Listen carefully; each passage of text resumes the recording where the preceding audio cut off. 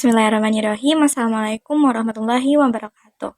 Perkenalkan, nama saya Almaida Wirdahlul Misni dengan NIM 122210004.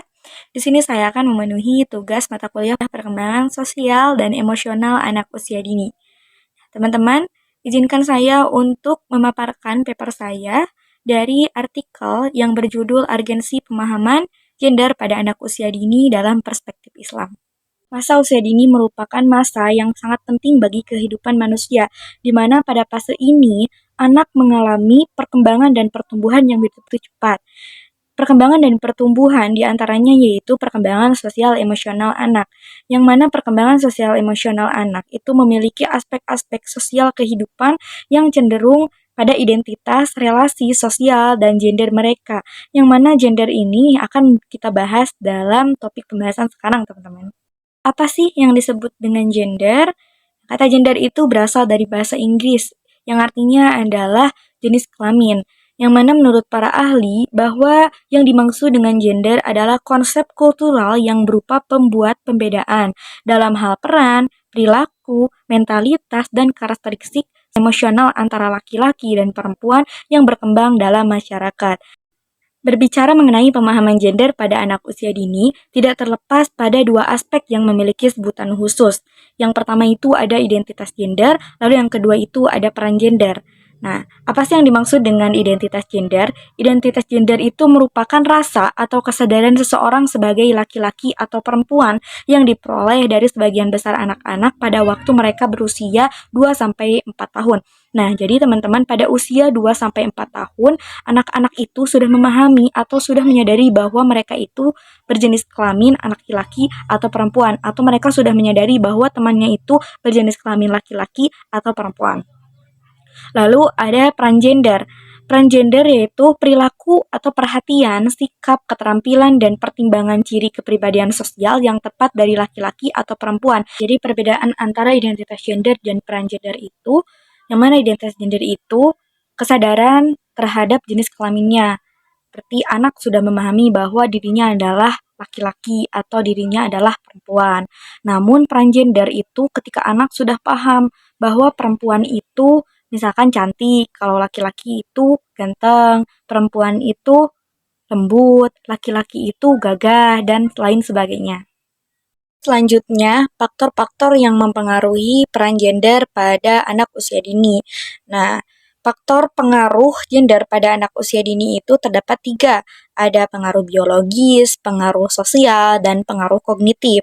Nah, yang pertama, pengaruh biologis. Pengaruh biologis itu yaitu pengaruh atau faktor bawaan sejak anak lahir, kayak misalkan perempuan dan laki-laki. Nah, itu jenis kelamin yang tidak bisa diubah, melainkan jenis kelamin atau pengaruh biologis yang memang sudah kodrati, yang memang sudah fitrah manusia sejak lahir. Nah, lalu yang kedua ada pengaruh sosial, yang mana pengaruh sosial ini merupakan faktor yang sangat berpengaruh pada perkembangan gender anak usia dini. Dalam pengertiannya saja bahwa gender itu terbentuk dari pengaruh sosial, yang mana menurut para ahli, pengaruh sosial dari peran gender bagi anak itu terbagi menjadi 4. Yang pertama ada pengaruh pengasuhan, ada pengaruh teman sebaya, pengaruh sekolah, dan yang terakhir ada pengaruh media.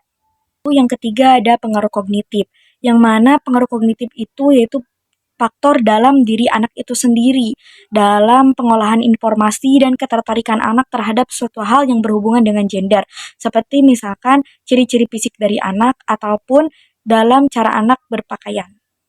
Lalu selanjutnya ada konsep gender dalam Islam. Nah, masalah gender jelas sangat erat kaitannya dengan persepsi dari pemahaman agama, termasuk agama Islam, yang mana agama Islam sendiri tidak membeda-bedakan antara laki-laki maupun perempuan.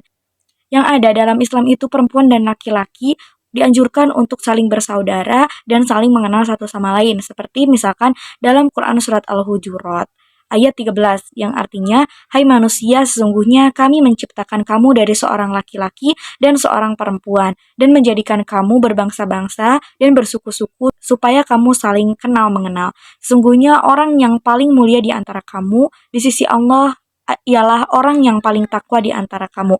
Sesungguhnya Allah Maha mengetahui lagi Maha mengenal." Nah, teman-teman, dari Quran Surat Al-Hujurat ini sudah jelas bahwa Di dalam agama Islam itu tidak ada yang membedakan antara perempuan dan laki-laki. Hanya saja yang membedakan adalah ukuran ketakwaan di hadapan Tuhannya.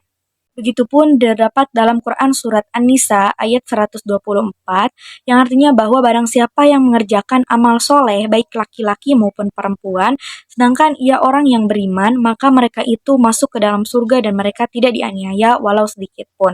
Nah, sudah jelas bahwa dalam Quran surat An-Nisa itu sesungguhnya laki-laki maupun perempuan memiliki persamaan dalam pengembangan kewajiban beriman kepada Allah dan beramal soleh dan diberikan imbalan yang setara, yaitu surga dan tidak ada membeda-bedakan antara laki-laki maupun perempuan.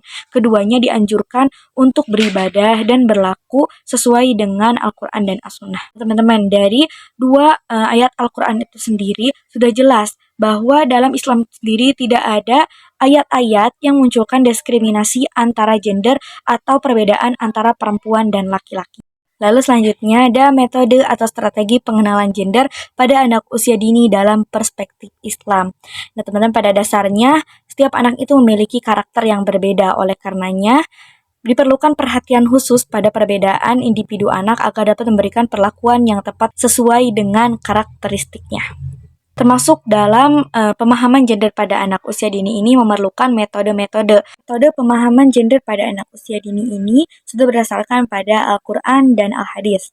Yang pertama, ada metode keteladanan atau modeling, yang mana metode keteladanan dalam pendidikan Islam merupakan metode yang berpengaruh dan terbukti berhasil dalam mempersiapkan dan membentuk aspek moral, spiritual, dan etos sosial anak sejak usia dini. Dalam metode keteladanan dan metode modeling ini, orang tua dan guru menjadi figur yang baik bagi anak-anaknya, yang mana dalam Islam sendiri terdapat figur terbaik atau role model terbaik bagi umat Islam, yaitu Rasulullah Shallallahu Alaihi Wasallam. Sebagaimana terdapat dalam Quran surat Al-Ahzab ayat 21 yang artinya sesungguhnya telah ada pada diri Rasulullah itu suri teladan yang baik bagimu, yaitu bagi orang yang mengharapkan rahmat Allah dan kedatangan hari kiamat dan dia banyak menyebut Allah. Nah, dalam ayat itu sudah jelas ya bahwa dalam diri Rasulullah SAW itu terdapat suri tauladan yang memang patut ditiru oleh umat Islam. Maka dalam pemahaman gender bagi anak usia dini ini sangatlah tepat dalam menanamkan metode modeling atau metode keteladanan. Misalkan seorang ibu yang selalu mengerjakan pekerjaan rumah. Nah, dikerjakan pekerjaan rumahnya oleh ayahnya, seperti misalkan mencuci piring, mencuci baju, menyapu, mengepel. Seorang ayah mengerjakan hal itu dan di sana mengajarkan pada anak bahwa pekerjaan yang domestik dikerjakan oleh ibu tidak hanya dapat dikerjakan oleh perempuan saja, tetapi juga dapat dilakukan oleh laki-laki. Yang kedua, metode perlakuan. Metode perlakuan ini biasanya akan berlangsung apabila terjadi hal-hal yang menurut kebudayaan tidak selayaknya terjadi. Nah, misalkan, jika orang tua melihat anak laki-lakinya menangis, orang tua haruslah memahami apa yang sedang dirasakan oleh anak laki-lakinya, dan jangan melarang anak untuk menangis, karena menangis itu merupakan salah satu ungkapan emosi yang tidak hanya dapat dilakukan oleh perempuan saja, melainkan boleh dilakukan juga oleh laki-laki. Selain itu, metode perlakuan ini pun sangat dianjurkan oleh Rasulullah SAW sebagaimana diriwayatkan Muslim dalam Kitabul Hibat, yaitu bertakwalah kalian kepada Allah dan berlaku adillah terhadap anak-anak kalian. Lalu yang ketiga, metode permainan, nyanyian, dan cerita. Sesuai dengan pertumbuhan dan perkembangan, pada fase ini anak usia dini sedang gemar-gemarnya melakukan berbagai permainan yang menarik bagi dirinya. Berkaitan dengan ini, maka pendidikan melalui permainan nyanyian dan cerita merupakan satu metode yang menarik diterapkan dalam pemahaman gender anak usia dini. Dalam Islam sendiri, terdapat suatu hadis yang diriwayatkan oleh Abu Daud yang mana Rasulullah SAW membolehkan Aisyah untuk bermain boneka. Maka dari itu pun menjadi dasar bagi kita untuk lakukan metode ini kepada anak usia dini. Tentu saja dengan permainan atau nyanyian dan cerita yang positif dan dapat mengembangkan intelektual dan kreativitas anak-anak. Seperti misalkan nyanyian yang berjudul gender atau perbedaan antara laki-laki perempuan dan begitupun cerita mengenai gender. Lalu yang terakhir ada hubungan pemahaman gender dengan perkembangan sosial dan emosional anak usia dini. Nah, karena gender ini terbentuk dari sosial, maka lingkungan sosial pada anak harus mendukung pada pemahaman gender. Jika pemahaman gender pada anak baik, maka perilaku sosial dan kecerdasan emosional anak akan sangat baik dan sesuai dengan yang diharapkan.